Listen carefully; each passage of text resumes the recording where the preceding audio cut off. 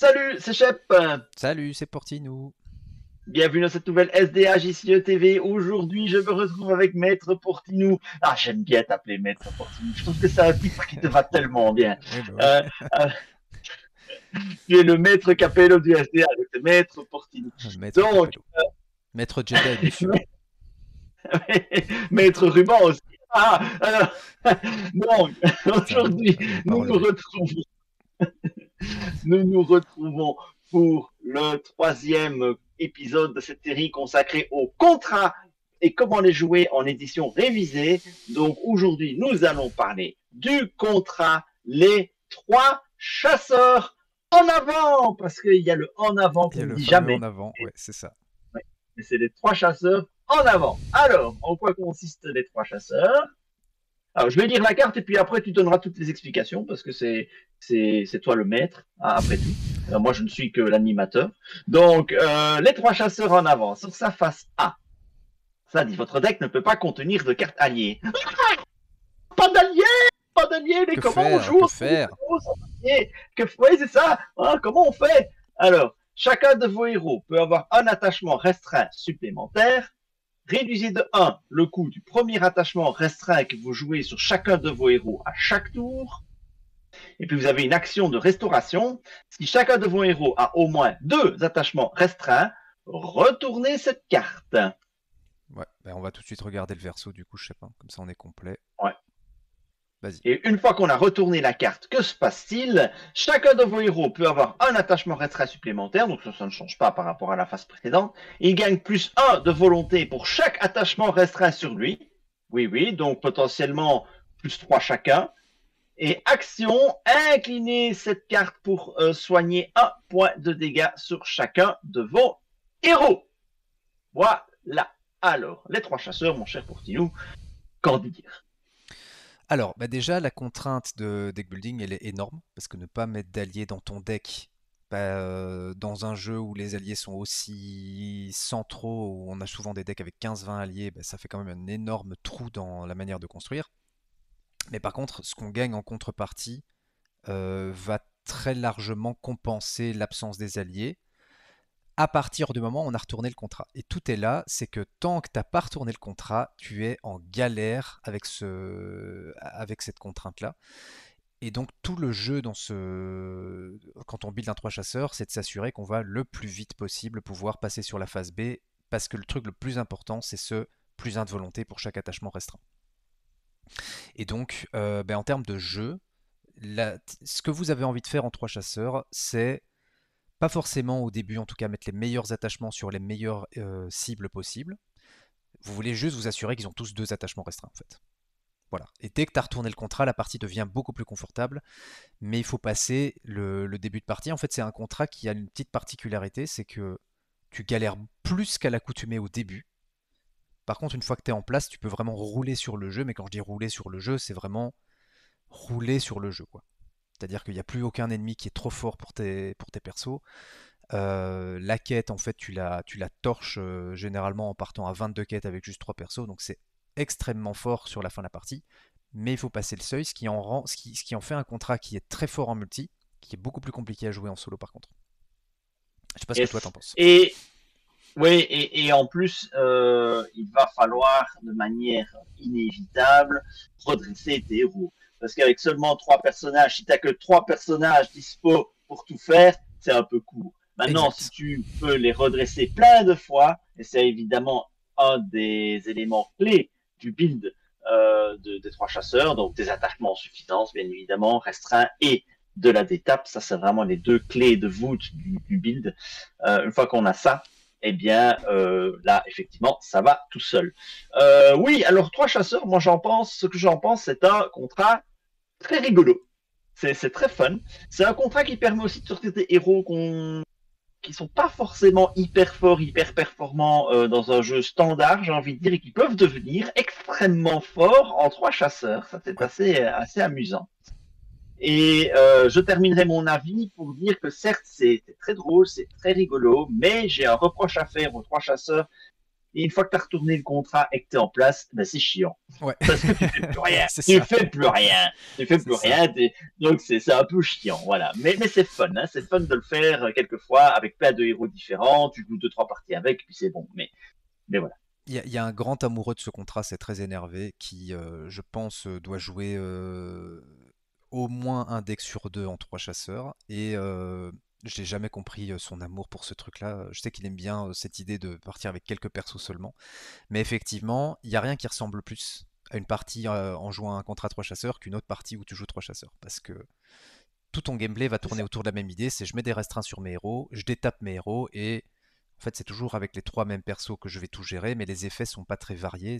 T'as pas autant de variété que ce que tu peux avoir dans un archétype racial par exemple, où tu mets en place des mécaniques en faisant interagir des effets.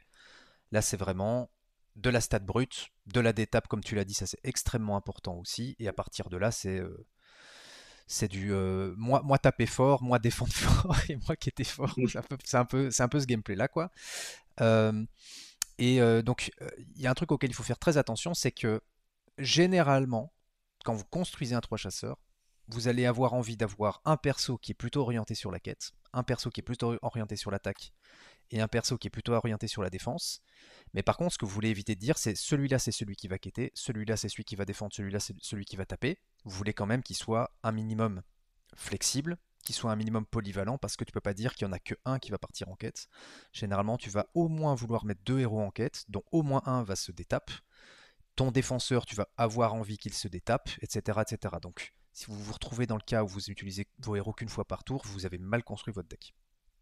Et Voilà, alors, exactement. il faut pas négliger aussi sur la phase B l'action. Incliner cette carte pour soigner un point de dégâts sur chacun de vos héros. Cette action-là, elle paye pas de mine, c'est monstrueux. Mais vraiment monstrueux parce que, en fait, vous allez potentiellement prendre de l'archerie, vous en avez plus rien à faire de prendre de l'archerie. Vous allez avoir un truc, mettez un dégât à chaque personnage incliné à la merci du nécromancien, vous en avez rien à faire. Vous pouvez même vous permettre en multijoueur de tanker ces dégâts-là pour les autres parce que vous savez qu'une fois que votre contrat sera retourné, en fait, vous allez revenir sans aucun problème dans la game. Donc c'est un énorme confort ce truc-là et ça va avoir d'autres utilités, on verra avec un autre attachement derrière. Mais un truc qui est très important, Shep, euh, dans votre deck, c'est d'avoir une très grosse densité de cartes restreintes. Parce que Ah oui. faut bien se dire un truc, c'est que le 3 chasseurs, c'est pas un truc où vous dites ok je peux avoir 3 attachements restreints par héros, donc je vais mettre 9 attachements restreints dans mon deck. Faut pas du tout le calculer comme ça. Alors on passe le fait qu'en révisé, vous n'avez pas accès à une carte qui est en édition complète qui s'appelle la ceinture dorée qui permet d'aller mettre un quatrième attachement restreint. Ça rend le 3 chasseurs encore plus fort, mais très honnêtement, c'est pas du tout indispensable. C'est un peu la- c'est presque de l'overkill en fait. Il n'y a pas besoin de la ceinture dorée pour avoir un quatrième. 3 restreints, ça suffit déjà. Euh, mais même si vous n'en mettez que 9 en jeu, typiquement, vous voulez au minimum 30 attachements restreints dans votre deck. Donc je mets le chiffre pour qu'on se rende compte que c'est plus important d'avoir des restreints dans un deck comme ça que d'avoir des alliés dans un deck classique. Il faut plus de restreints ici qu'il ne faut d'alliés dans un deck classique parce que retourner le contrat est vraiment hyper critique, surtout en solo. Donc si vous arrivez à retourner le contrat dans les deux premiers tours de jeu, c'est que votre deck fonctionne. Si vous n'y arrivez pas, il faut probablement soit augmenter la densité, soit augmenter des cartes qui vont vous permettre d'aller les piocher plus facilement, quoi. Ouais, parce qu'il s'agit quand même de 6 attachements hein, qu'il faut restreindre, qu'il faut pouvoir poser sur les héros, 2 par héros, et donc ça fait 6 cartes qu'il te faut dans ta main. Ouais, Donc forcément, il te faut une densité très très importante. ouais. Hein, et donc ça veut dire qu'il va te falloir de la pioche, parce qu'il ne faut pas rêver, tu n'auras pas ça en première main. Je viens de faire le petit calcul, si tu mets 30 attachements restreints dans un deck de 50 cartes et que tu pioches 7 cartes en main, tu n'as que 14% de chance d'en avoir 6 dans ta main de départ. Mhm. Donc, il va falloir aller piocher aussi, troisième élément très important du deck 3 chasseurs, pour aller chercher ces attachements restreints très très vite, ou les piocher, enfin voilà, le fait d'aller les chercher très Ouais. vite dans le deck, parce que les attendre, c'est pas bon. Et par contre, il y a un truc dont on peut très largement se passer en 3 chasseurs et qui pourtant est central dans absolument tous les autres decks, c'est de l'économie. Alors tu as parlé de la pioche, mais Ouais, quand je dis économie, c'est des générateurs de ressources. En fait, ouais, c'est presque vous faire affaiblir votre deck de mettre par exemple l'intendant du Gondor dans un deck 3 chasseurs. Parce que la reste, dites-vous un truc, c'est que une fois que vous avez vos 3 attachements restreints par perso, il n'y a plus rien à jouer. Littéralement, vous pouvez plus rien, quasiment plus rien jouer. Vrai, vrai, Euh, vrai. à part les Le reste attachements du pas deck, tout le monde restreints et les événements, mais bon, ça va pas coûter cher. Et surtout, bah, vous avez de la réduction de ressources d'entrée de jeu. Donc très souvent, c'est comme si vous aviez, si vous faites bien votre truc, c'est comme si vous gagnez 3 ressources sur le premier tour, voire sur le deuxième tour de jeu. Ben, partir de là, vous n'avez pas besoin de générateur de ressources. Donc autant remplacer les intendants du Gondor, les sagesses du capitaine et autres cartes dans ce genre-là par de la pioche ou par d'autres restreints pour augmenter votre fiabilité et votre densité, quoi. Je dis toujours, voilà, si dans les 2 premiers tours ton contrat est pas retourné, faut revoir la manière de fiabiliser le deck. C'est beaucoup trop critique, surtout en solo, quoi. C'est ça. Et c'est ça qui a tendance à rendre un peu trop mécanique, je trouve, les decks 3 chasseurs. Ils se jouent de manière très très mécanique. Ouais. Alors ça peut être jouissif de se dire en termes de fluff, ben, je vais avoir 3 héros surboostés, des vrais héros comme on les attend, quoi.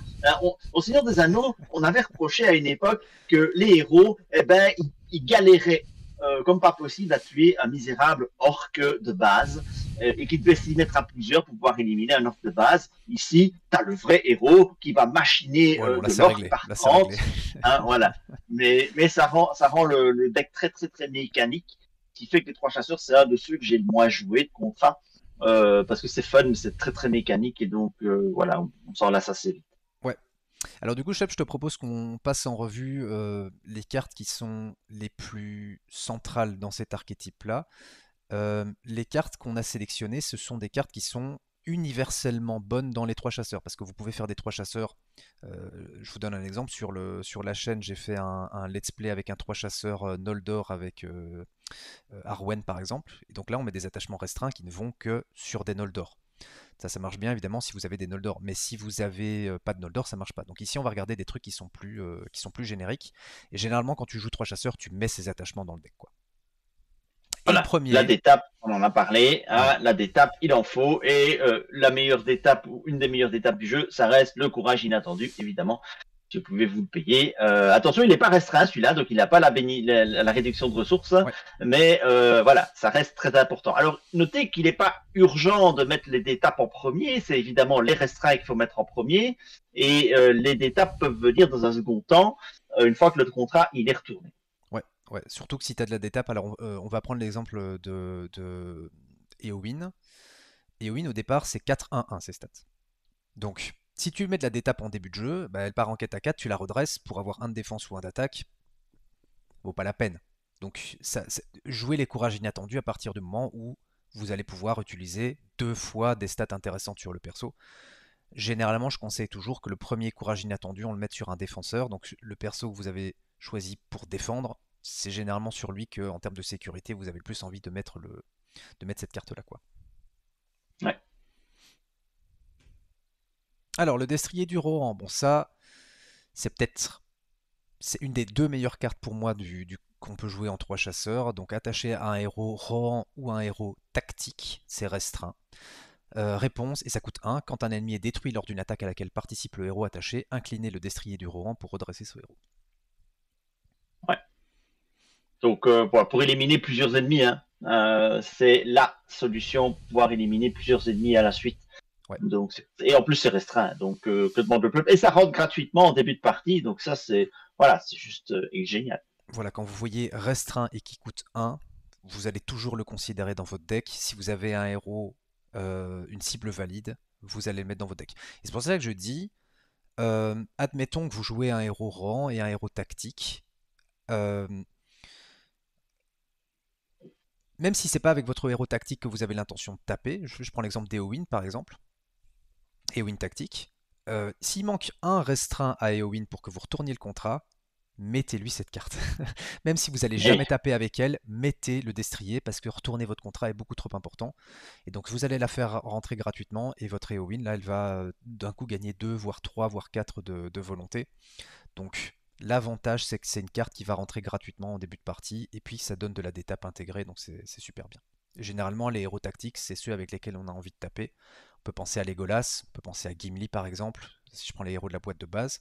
bah, mine de rien, vous leur mettez des cartes comme ça, ils vont commencer. Legolas, il va commencer à taper plusieurs fois, à mettre des marqueurs en tapant, en étant à distance en multi, donc c'est vraiment très très bien. Le destrier bardé, eh bien, ça coûte 2, hein, et c'est après que le héros attaché a défendu contre une attaque avec une destrier bardé pour redresser le héros attaché. Ensuite, défausser une carte ombre d'un autre ennemi engagé au combat avec ce joueur. Donc, c'est à peu près comme le destrier du Rohan, sauf qu'ici, c'est pour la défense. Une fois que tu as défendu, hop, tu peux détaper le héros. C'est encore mieux. Mais c'est un petit peu plus cher. Hein, ça coûte 2. Attention, ça ne s'attache qu'à héros commandement ou sentinelle. Mais c'est aussi un must-have en 3 chasseurs. Incontestablement un incontournable. Ouais, ça a plusieurs avantages en fait, hein. Le premier avantage, c'est que bah, vous avez de la détape, donc ça c'est super, mais c'est surtout de la détape après la défense. Donc généralement, qu'est-ce qu'on fait après avoir défendu? Bah, on tape. On Donc le, attaque. On voilà. tape. Donc le héros il a défendu, il peut contre-attaquer derrière, ce qui est très important. Et s'il y a besoin de défendre 2 fois, ben, il va pouvoir redéfendre une deuxième fois lui-même. En plus d'avoir défaussé une ombre. Donc sa deuxième défense va être complètement safe. Donc c'est vraiment une carte. Pour moi, c'est la meilleure carte que vous pouvez mettre dans un deck 3 chasseurs. Du moment que vous avez un héros, soit sentinelle, soit commandement, qui va défendre. Alors la pierre de Celebrian, bon ça c'est pas très original. C'est attaché à un héros, c'est restreint. Le héros gagne 2 points de volonté. Bon, si c'est Aragorn, il gagne également une icône de ressources énergie, mais ça c'est un peu plus anecdotique. En fait, en 3 chasseurs, cette carte, il est écrit gagne 3 de volonté. Ouais, 3 de volonté pour un. Voilà. Et avance. Et avance sur le fait de retourner ton contrat. Ça a un gros avantage, c'est que ouais, c'est 3 de volonté, mais surtout, il n'y a pas de restriction sur le héros auquel vous pouvez l'attacher. C'est ça qui rend cette carte indispensable et incontournable. Vous avez un des 3 héros qui est celui qui a plus tendance à quêter, vous lui mettez ça, voilà, c'est gratos. 3 de volonté, comme tu as dit, c'est pour un, voilà, c'est absolument, absolument jouissif, quoi. L'attaque de Louis Stronès, c'est un artefact objet arme qui coûte 1. Attacher cette carte à un héros restreint. Celui-ci gagne plus 1 d'attaque, plus 2 d'attaque s'il attaque un ennemi et un coup d'engagement combat supérieur à votre niveau de menace. Ben voilà, ça rentre gratuitement, donc ça permet de retourner le contrat d'autant plus vite. Et Ouais. ça booste l'attaque au passage. Ouais, et le plus 2 d'attaque, il est même pas central ici, c'est pas pour ça qu'on le joue. C'est juste pour le fait que on revient là-dessus. Ça booste l'attaque et la volonté, hein, du coup. N'oubliez pas que chaque fois que ça booste des stats, il y a de la volonté en plus. Et il n'y a pas de restriction sur le héros, et ça va rentrer gratos en début de partie. Donc là, c'est absolument tout ce que vous voulez. Vous jouez 3 chasseurs, généralement cette carte elle est en x3. De la même manière, on l'a pas mise, mais il y a le bouclier, je sais plus comment il s'appelle, le bouclier rond. On a oublié de le mettre dans la liste, mais qui est sorti avec le cycle 8, qui vous dit vous attachez cette carte à un personnage et quand il défend, s'il y a un effet d'ombre, il gagne 2 de défense. Ça Ouais, la coûte 0. rondache, la La rondache, rondache. voilà, c'est ça la rondache. Ça n'a pas de restriction sur le personnage auquel vous pouvez l'attacher si je dis pas de bêtises. Ça coûte 0, c'est un restreint, vous le mettez dans votre deck, quoi. De la même manière, l'arc diff, ça va dans la même logique. Ça coûte 0, c'est restreint, vous l'attachez à un perso, il mettra un dégât quand il attaque, bah, vous mettez ça dans votre deck, quoi. Donc tout ça, c'est des cartes qui sont pas chères, qui n'ont pas de restriction. Même si ça booste pas de manière phénoménale les stats, vous avez quand même envie d'augmenter votre densité de restreint avec ce genre de carte-là. Alors, la carte la carte des joueurs qui sont fins. Voilà. Joueurs qui aiment bien faire tant La la finesse. finesse. Voilà. Hache de guerre. Attacher cette carte à un personnage tactique. Limite de 1 par personnage restreint. Le personnage attaché, heureusement que c'est limite de 1 par personnage. Le personnage attaché gagne 1 d'attaque pour chaque attachement restreint qu'il possède. Voilà. Donc, plus 3 d'attaque. Hein, plus 3 d'attaque. Voilà. Avec ça. C'est très important Et cette ça rentre carte. gratuitement. Et ça rentre gratuitement. Ah oui, parce Ouais. qu'à un moment donné, il faut augmenter les stats d'attaque. Hein. On vous dit, ouais, coller des attachements, ok. Mais au bout d'un moment, tu as quand même besoin de booster un petit peu tes stats. Et ça, ben, ça les booste très très bien. Ouais. Et donc si vous avez un personnage tactique, il faut lui mettre une hache de guerre, il faut prévoir qu'il attaque. Euh, on n'a pas accès en édition révisée à toutes les cartes qui permettent en édition complète de donner accès à des sphères supplémentaires aux héros, notamment ici le champ de bataille, qui donne accès à la sphère tactique, qui donne un peu plus de flexibilité. Si vous êtes en édition révisée, vous devez, je pense que vous voyez avec tous les attachements qu'on a mis, hein, entre la dague de Lustreness, entre le destrier du rang et ça, c'est bien d'avoir un héros tactique. Et vous notez qu'on a parlé du fait qu'il fallait avoir de la pioche dans votre deck, idéalement, mais que tous les attachements qu'on montre, qui sont les plus universels, en fait, ils sont tactique, commandement et énergie. Donc, généralement, votre 3 chasseurs, c'est avec ces 3 sphères-là qu'on va avoir tendance à les jouer, en tout cas en édition révisée. Pour mettre connaissance, il faut un petit peu d'autres solutions en édition complète. Donc c'est probablement la meilleure compo que vous pouvez avoir, quoi. Alors, l'équipement de L'équipement de guerre. guerre. Je vais te laisser L'équipement de commenter, hein. guerre. Vas-y. Donc, l'équipement de guerre, c'est un attachement qui coûte 2, objet, armure, arme attachée. Cette carte a un personnage guerrier. L'équipement de guerre compte comme 2 attachements restreints. Direct, boum, 2 attachements. Le personnage attaché gagne plus d'attaque, plus de défense et plus de points de vie. Donc voilà, ben, pour une ressource tactique, vous avez déjà vos 2 attachements sur un héros si vous êtes sur la phase A. Et vous avez un texte qui gagne un bonus, hein. C'est plus 1, plus 1, plus 1 et plus 2 points de vie, hein, avec 3 chasseurs. C'est plus 2, plus 1, plus 1, parce que ça compte comme 2 restreints. Ah oui, c'est vrai, ça compte quoi? C'est juste, ça compte comme 2 restreints. Ouais, c'est plus Donc 2. pour une Ouais. ressource, c'est 2 de volonté, 1 d'attaque, 1 de défense, 2 points de vie. Vous avez un guerrier, vous mettez ça en x3, hein. Vous vous posez même pas de questions. Le fait que ça compte comme 2, en fait, ça vous accélère la mécanique, ça booste toutes les stats d'un coup. Voilà, faut pas se poser de questions. Cette carte, c'est du caviar en 3 chasseurs. Et même pour Gimli, ça compte pour 2. Ouais. Et pas que pour 1. Ouais, c'est vrai. C'est vrai. Ah, Gimli, il adore cette carte, hein, parce qu'en plus, ça booste tes points de vie, donc ça booste d'autant plus son attaque. Gimli, c'est probablement d'ailleurs un des très très bons héros à jouer en 3 chasseurs, notamment parce que vous avez du soin avec le contrat. Gimli qui aime bien prendre des tartes, bah, vous allez pouvoir gérer son nombre de points de vie de cette manière-là, donc ça fonctionne très très bien. Et Gimli, est-ce qu'il est sentinelle, Gimli? J'ai un doute, tiens. Le Gimli tactique? Ouais, le Gimli tactique. Pas sûr. Je ne suis pas sûr. Non, non, non. Parce Non, que non, je suis pas sûr qu'il soit sentinelle. Ça permet aussi de dire autre chose.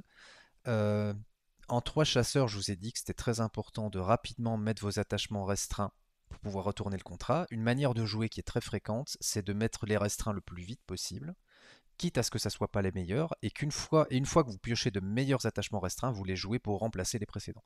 Donc ça, vous avez tout à fait le droit de faire. Vous posez un restreint et vous défaussez un autre à la place. Donc typiquement, si vous avez un moins bon attachement et puis que l'équipement de guerre sort par exemple, ou vous avez un destrier bardé en main que vous n'aviez pas posé au départ, vous avez tout à fait le droit de le poser dans un deuxième temps et de défausser un restreint. Donc c'est aussi une manière de jouer assez fréquente, ce qui renforce aussi le fait que c'est un contrat quand même très mécanique. Ouais. Ouais. Mais c'est vrai que c'est bien de le rappeler, hein, on oublie parfois que l'on peut poser un 3e attachement sur un attachement de trop sur un héros à condition de défausser un des attachements qu'il a déjà. Donc ouais, voilà. Vous n'êtes pas condamné, quoi. Et alors on va parler d'une carte un petit peu qui peut peut-être étonner, mais on va l'expliquer. Donc le destrier d'Imladris, c'est une monture. Attacher cette carte à un héros, énergie ou Noldor, c'est bien évidemment restreint. Réponse, quand le héros attaché s'engage dans une quête, défaussez une carte de votre main pour placer 2 marqueurs de progression sur le lieu actif. Pourquoi cette carte est bien? Parce qu'en fait... Elle est pure. Elle permet de défausser tous les restreints que tu as en trop. Ouais, c'est ça. En fait, en 3 chasseurs, le truc, on l'a dit, c'est qu'une fois que vous êtes en place, il n'y a plus rien à faire. Donc vous avez des cartes en main qui n'ont plus aucune utilité. Donc le destrier d'Imladris, c'est typiquement une solution pour vous débarrasser des cartes dont vous n'avez plus rien à faire. Donc c'est très élégant, c'est restreint, ça rentre gratos, et une fois que vous êtes en place, ben, voilà, vous allez vider votre main de cette manière-là et quand même trouver une utilité aux cartes dont vous ne saviez pas quoi faire, donc ça fonctionne très très bien. Si vous avez d'autres solutions équivalentes comme protecteur de l'Alorien par exemple en jouant connaissance, ça marche tout aussi bien, mais le destrier d'Imladris a le gros avantage ici qu'il est restreint. C'est ça. Donc c'est restreint et ça permet de recycler les cartes. Parce que c'est là qu'il y a le petit level up supplémentaire quand on construit un deck. Hein, de base, on peut se dire, je vais construire un 3 chasseurs, je vais mettre des attachements restreints, boum, boum, boum, quelques événements, tac, tac, tac, je suis en place, j'ai une main, je m'en fous et je joue. Mais non, là où tu peux gagner encore quelques points, c'est de te dire, bah, ces cartes que j'ai en main, je m'en fous pas. Ça reste utilisable, c'est une ressource possible. en mettant, par exemple, le destrier d'Imladris ou effectivement le protecteur de la Lorien qui sont des cartes qui vont permettre d'utiliser ces cartes mortes, mais qui ne le sont plus. Du coup, dès que vous avez ça à table, ce ne sont plus des cartes mortes. Ouais. Donc, voilà. Alors voilà, mais à côté de ces événements, alors vous remarquez peut-être un truc, c'est que dans les cartes assez universelles dont on a parlé, il y a le destrier d'Imladris qui est une monture, il y a le destrier du Rohan qui est une monture, et il y a le destrier bardé qui est une monture. Donc il y a un perso là qui normalement doit popper dans votre tête, c'est Elfelm. C'est le prince Imraïl. C'est pas Elfhelm, pardon. Oh là là, Je suis fatigué, moi. bien chef, Elfhelm, oui, oui. c'est Elfelm parce qu'en fait, Elfelm il va encore plus booster les stats des persos s'ils ont des montures attachées. Vous remarquez un truc, c'est que si vous vous rappelez de la capacité d'Elfelm, il booste la volonté des personnages énergie qui ont une monture attachée, l'attaque des personnages tactiques, la défense des personnages commandement. Et vous notez que ben, la monture énergie, c'est celle qu'on a envie de mettre sur un perso, enfin qu'on doit mettre sur un héros énergie et qui est utile pour la quête. La monture tactique, on doit la mettre sur un héros tactique et c'est utile pour l'attaque. Et la monture commandement, on doit le mettre sur un perso commandement et c'est utile pour la défense. Donc en fait, Elfelm, si vous ne saviez pas quoi en faire, c'est peut-être une manière de le sortir du classeur. Castor. C'est d'autant plus sympa si vous jouez en duo, d'avoir quelqu'un qui joue 3 chasseurs et le copain qui joue Elfelm à côté. Ça me permet de dire aussi, on avait parlé de la fois passée du contrat cambrioleur, si vous jouez en multi, n'oubliez pas de demander à votre copain de vous filer des restreints. Hein, vous avez le droit de jouer les restreints sur les persos du copain. Donc c'est une bonne manière de jouer en multi et de ne pas jouer chacun dans son coin. J'ai des restreints dans mon deck, mon copain joue en 3 chasseurs. Est-ce que tu vas retourner ton contrat à ce tour-ci? Sinon, je peux te mettre ce restreint-là sur un de tes héros. Tu me rendras l'appareil plus tard. Mais c'est typiquement le... Bon, ayant joué beaucoup avec Très Énervé, c'est un truc qui arrive souvent, c'est je te donne un attachement restreint pour que tu puisses retourner ton contrat plus vite. Une fois que le gars qui joue en 3 chasseurs a retourné son contrat, il y a tout de suite beaucoup plus de... il est tout de suite beaucoup moins un boulet pour le reste de l'équipe, donc vous avez envie de l'aider aussi, avec le cambrioleur, avec Elfelm, enfin avec tous les moyens qui permettent de mettre des restreints sur le copain aussi, quoi. Alors on va parler, Ouais. Shep, de quelques héros qui fonctionnent très bien en édition révisée avec ce contrat. On avait pensé avant la vidéo parler notamment des 3 hobbits, Sam, Merry et Pipin, et puis on s'est rendu compte que ça marchait pas très très bien en édition révisée, parce que les hobbits ont une solution de d'étape en édition complète qui est le nœud serré, qui est l'équivalent d'un courage inattendu, mais seulement pour les hobbits, et comme on n'y a pas accès en édition révisée, ça marche tout de suite beaucoup moins bien. Ouais, beaucoup moins bien. Ouais. Par contre, il y a un héros que vous aviez plus sorti du classeur depuis très longtemps, qui marche très très bien en 3 chasseurs, c'est Aragorn. Pourquoi est-ce qu'il marche aussi bien, Shep? Je te laisse argumenter. Eh bien, Aragorn, il marche bien parce qu'il y a pas mal d'attachements restreints qui vont sous lui et qui lui donnent un petit bonus. On a vu la pierre de Celebrian tout à l'heure. Donc ça, c'est un premier élément qui fait que ça marche très très bien avec lui. Deuxième élément qui marche très bien, vous allez utiliser une ressource pour le redresser. Or, on a dit tout à l'heure que les ressources, ben, une fois que vous êtes en phase B, ben, il faut les dépenser à quelque chose. Et c'est une manière de dépenser les ressources d'Aragorn. Et donc, vous allez pouvoir l'engager dans la quête et puis le détaper avec une ressource qui, de toute façon, va plus servir à grand chose d'autre pour pouvoir après taper ou défendre ou les deux, hein, s'il est équipé avec un destrier bardé, etc., etc. Donc, c'est un super héros, effectivement, en 3 chasseurs.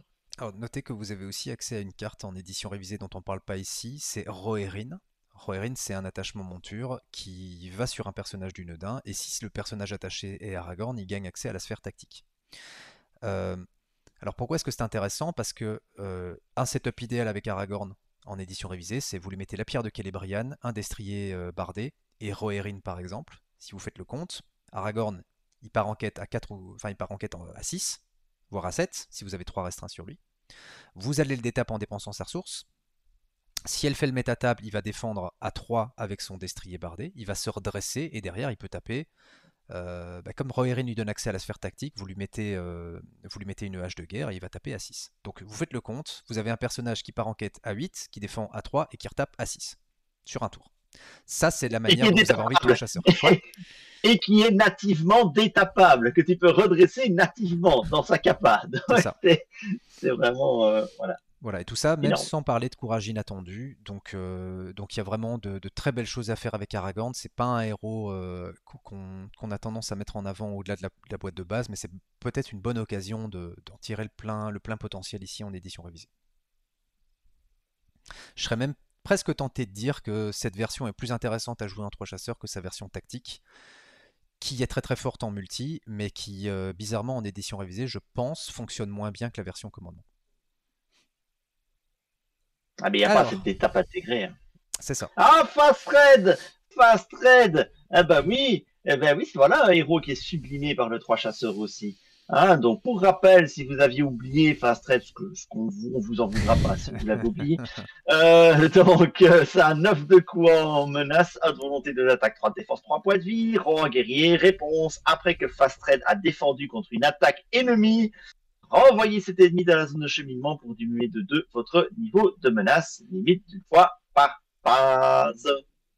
Pourquoi Fastred était intéressant et sublimé par le 3 chasseurs? Alors, déjà, parce que Fast Trade a un gros défaut, c'est son 3 de défense au départ. Et donc, Son 3 points de vie. Ou son son, 3 points de son vie. 3 de défense et ton 3 points de vie, enfin bref, c'est un gars qui défend, mais qui n'a pas des stats, qui a pas des stats monstrueuses. Et en fait, quand vous voulez le booster, il faut lui mettre pas mal d'attachements, mais on a le problème dans un deck classique qui est qu'il peut avoir que 2 attachements restreints pour se booster. Là, vous lui mettez par exemple un équipement de guerre, tout de suite la Fast Trade il défend à 4 avec 5 points de vie. Avec le contrat, il peut se soigner à tous les tours.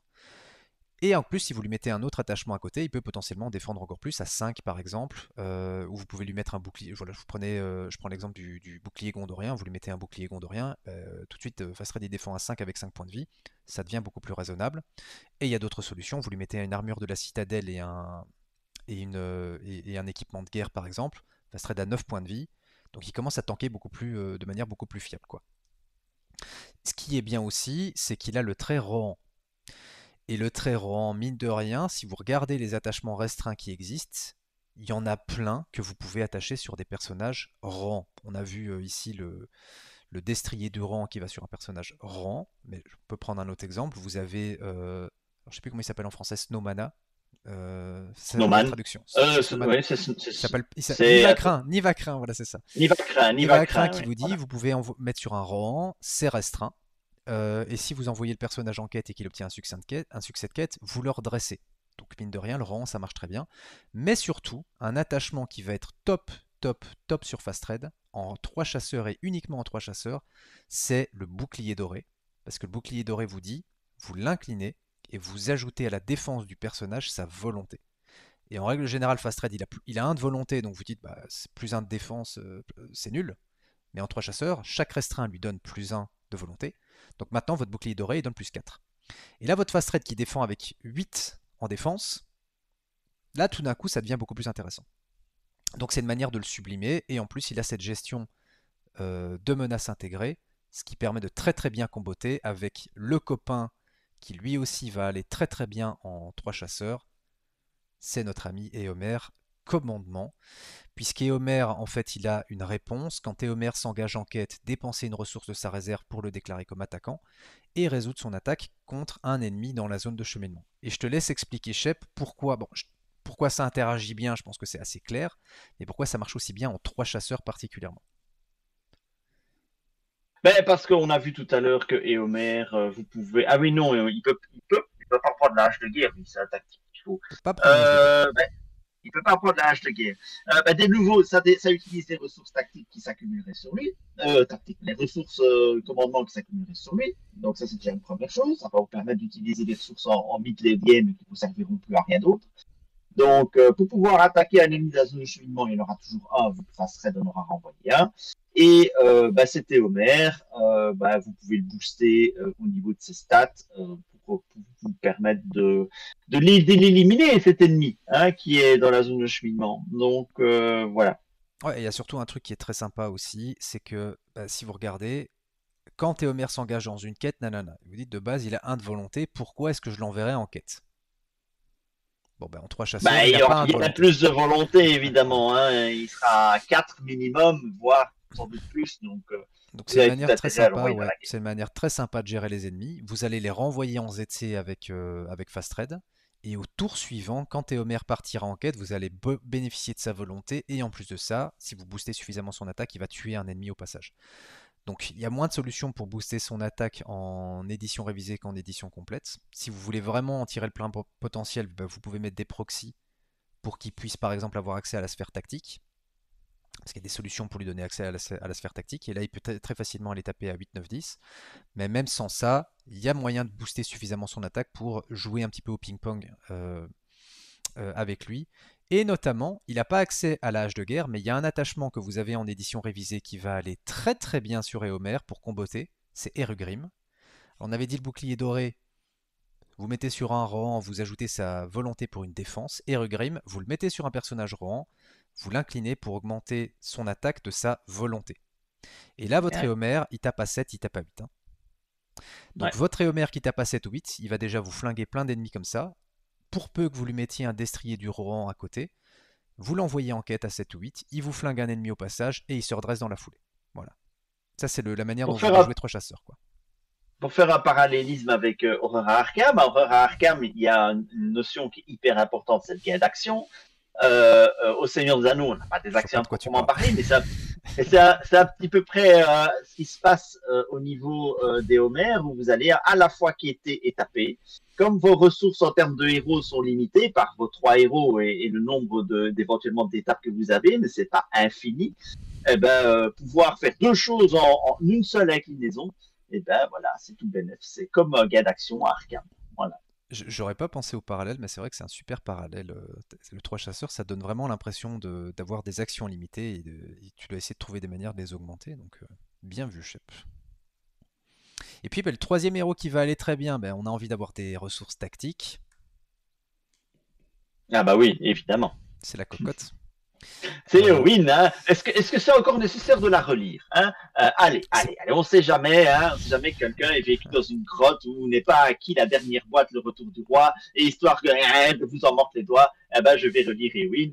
Donc, Ewin tactique, 9 de volonté, 9 de coups en menace, 4 de volonté, d'attaque, à de défense, 3 points de vie, elle est roi en noble.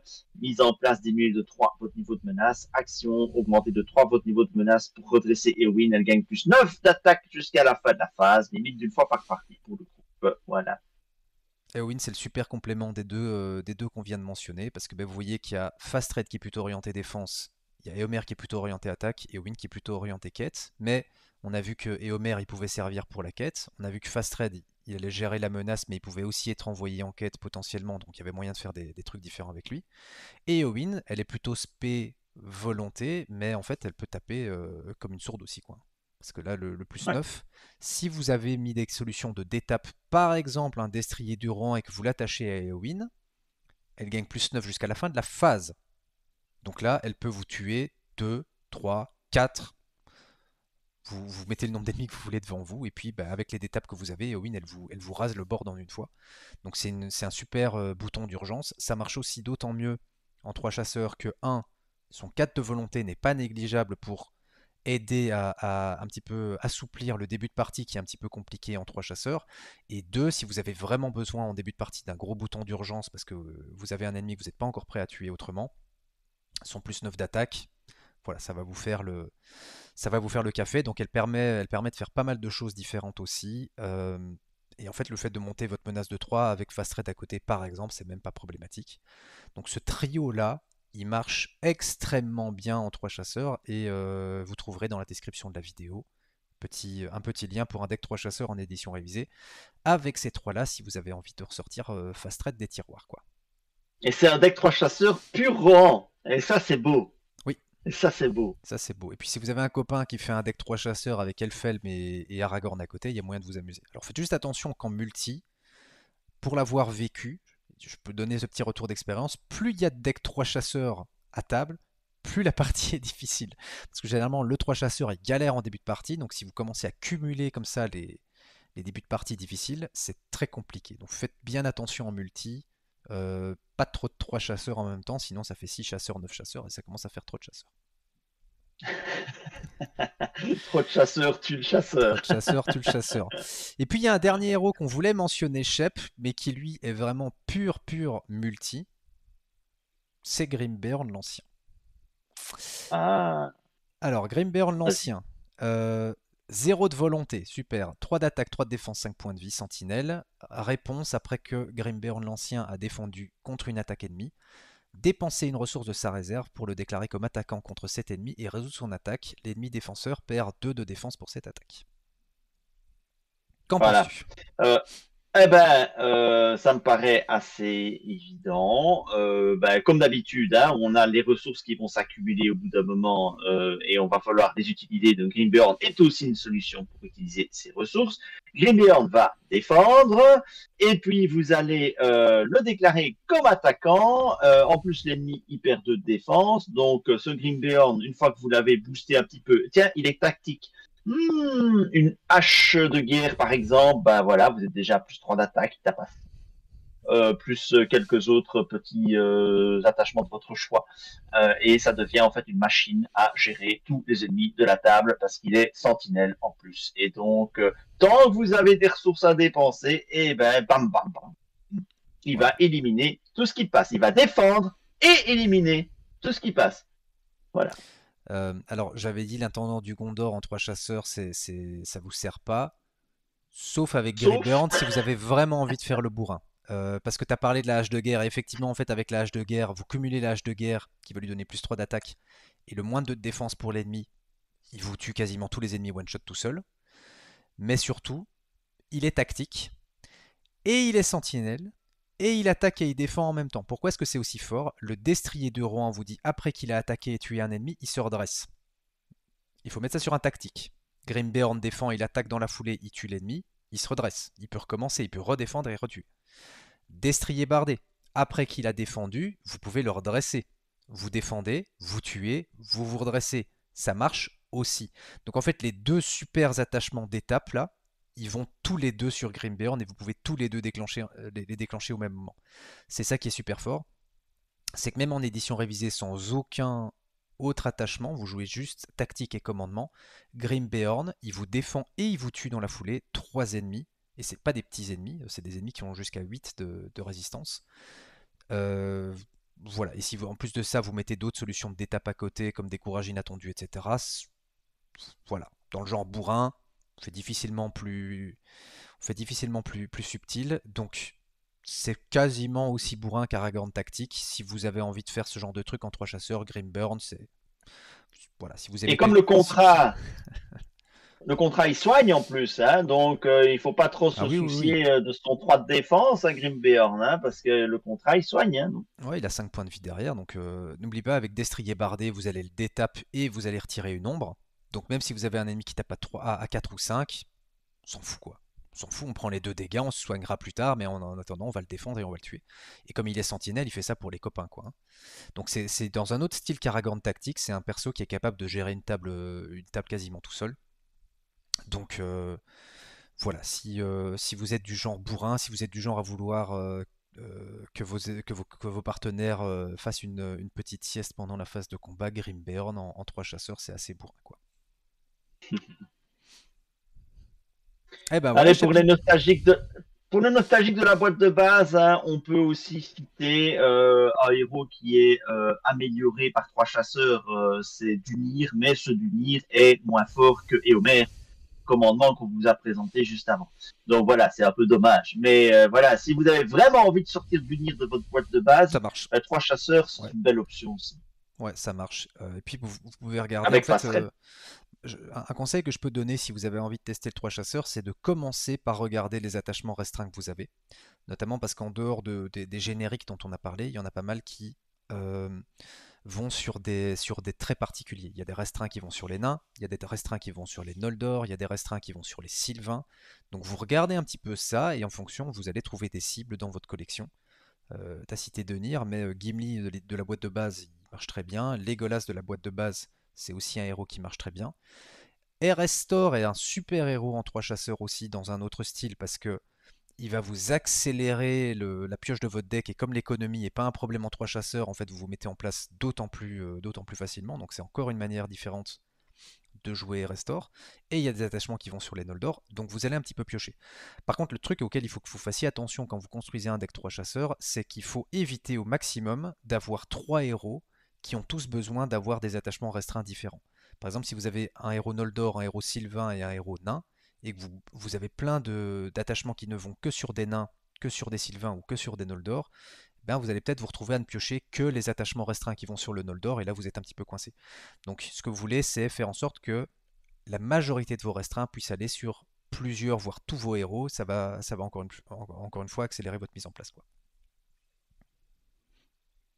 Voilà, je fais le petit calcul avec Erestor. Hein. Erestor, donc c'est 10 cartes hein, que vous avez en au tour 1. Avec Erestor et 10 cartes, si vous avez mis 30 attachements restreints dans votre deck, les stats passent à 65% de chance d'avoir 6 attachements restreints dans votre première main.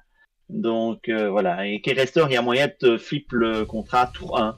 Ouais. Donc voilà. Ouais, donc très bon héros aussi. Alors, il y a quand même un dernier petit bémol, je crois, qu'il faut être tout à fait honnête avec nos viewers, avec les trois chasseurs, c'est que les trois chasseurs, c'est un de ces contrats qui va très très très mal se comporter sur certains scénarios. Les scénarios qui vont vous emprisonner un héros, qui vont vous emmerder au niveau de vos héros. L'enfer, ouais, c'est vrai. Ça, évidemment, c'est le genre de choses que les trois chasseurs passent très mal. Voilà, il faut le savoir. Voilà. Ouais, je sais pas s'il y en a en édition révisée, mais il y a des scénarios qui sont buggés si vous jouez en 3 chasseurs. Alors, je pense à un scénario du cycle 7 par exemple, qui vous dit en mise en place de défausser des cartes de votre deck jusqu'à tomber sur un allié. Bah, en 3 chasseurs, en mise en place, vous n'avez plus de cartes. Voilà, c'était bien.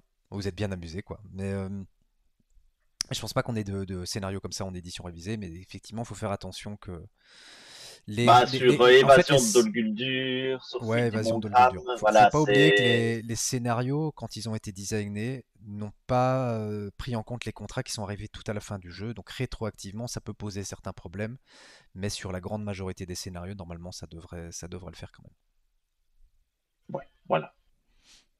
Ne soyez pas surpris. Hein. Si jamais, par le plus grand des hasards, vous lancez un 3 chasseurs sur un scénario pas compatible, vous risquez de vous plaindre. Hein. On va avoir une plainte pour information mensongère. Mais non, voilà. Comme ça, on a pris nos précautions. Hein, on se prémunit. Ouais. Et bien voilà. Des petits pouces sous la vidéo. Voilà, hein, comme d'habitude. Voilà. Vous savez comment ça marche. Hein, et venez et laissez vos commentaires. Hein, partagez-nous votre expérience 3 chasseurs. Parce que 3 chasseurs, ça a l'énorme avantage d'être ouvert à plein de héros. Vous pouvez faire avec plein de héros différents des 3 chasseurs.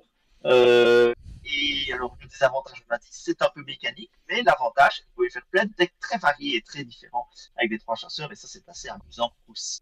Parce que 3 chasseurs, ça se comporte d'une manière vraiment différente d'un deck classique. Ouais. Voilà, eh bien, mon cher Portinou, merci une nouvelle fois pour cette analyse extrêmement fine et efficace. Et on se retrouve très bientôt pour la suite des aventures en terre du milieu. Hein, et salut! Salut!